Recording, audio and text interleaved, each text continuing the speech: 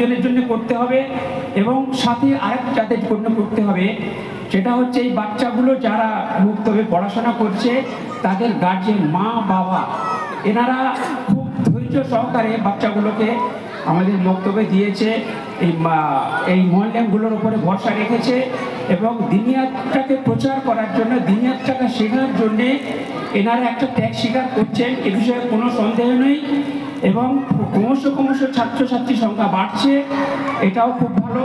আজকের আরও একটা প্রাপ্তি হলো যে একটা আমাদের ওই মহিলাদের একটা ব্যাচ শুরু হওয়ার একটা জায়গার অভাব আমাদের এত বছর থেকে চলছিল, সেটা একজন ভাই আমার উনি জায়গাটা দিতে রাজি হয়েছে।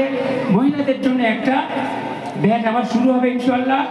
মানে একটা মহিলাদের ব্যাচ শুরু হওয়া মানে আগামী দিনে আমরা কতগুলো মাকে আবার পেয়ে যাব, দিন শিক্ষিত মাকে আমরা পেয়ে যাব, যারা তাদের ভবিষ্যৎকে আবার গড়তে পারবে। এইটা আমাদের কাছে খুব বড় পাওনা হবে।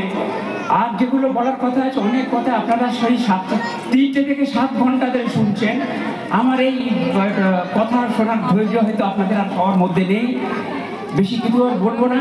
আপনারা সবাই ভালো থাকুন, দিনের পথে চলুন, শান্তি শৃঙ্খলার সঙ্গে চলুন, আর সবাই এই বাচ্চাদেরকে একটু আরও উৎসাহ দিন।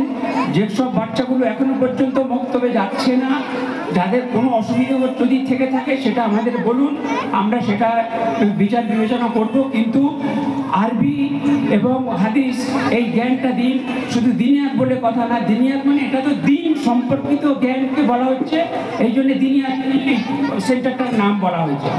আরবি এবং তার কোরআনে কারীমের সঙ্গে আল্লাহর রসুল এবং আল্লাহর কোরআনের বিষয়গুলোকে আপনাদের জানার জন্যে এই রাস্তায় আসতে হবে। বাচ্চা বয়স থেকে শেখার সবচাইতে ভালো উত্তম সময় হচ্ছে বাচ্চা বয়স। তোতা পাখির মধ্যে এরা শিখেছে, একটু সুন্দর করে বাচ্চাগুলো প্রোগ্রামগুলো করলো।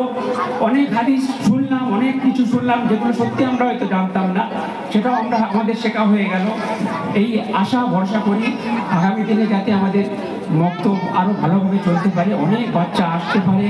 সবার সহযোগিতা যেভাবে আপনারা করেছেন আগামী দিনে করবেন। এই যুবক ভাইয়েরা, মুরব্বী ভাই, আমার চাচারা, ভাইয়েরা, মুরব্বীরা যারা রয়েছেন তাদের সহযোগিতা, মা বোনেদের সহযোগিতা আগামী দিনেও আমরা সমানভাবে পাবো, এই আশা ভরসা রেখে সবাইকে ধন্যবাদ সালাম জানিয়ে আমি আমার কথা শেষ করলাম।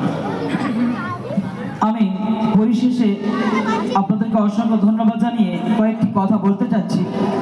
আজকের এই বেলতলা দিনিয়াত মুনাজা বক্তব্যে যে সমস্ত শিক্ষার্থীরা পড়াশোনা করেছে, একটু সকলে 2 মিনিট কথাটা শুনবো। আমরা হয়তো